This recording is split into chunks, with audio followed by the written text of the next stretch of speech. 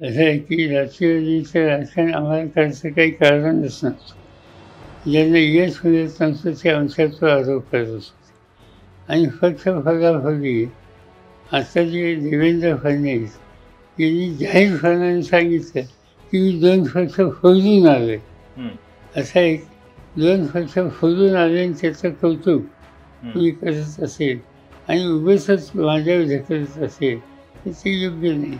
माझ्याबद्दल जे काही सांगितलं जातं की चव्हाणसाहेब असताना दादांच्या वेळेला असं काही लोक हयात नाही आहेत.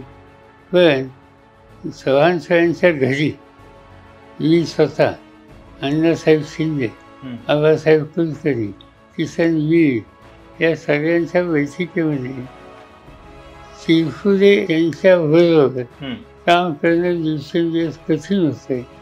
ही दादांच्या वृत्तीच्या दादांची व्यथा मी ऐकायच्या नंतर याच्यापासून बाजूला होण्याचं गत्यंतर नाही.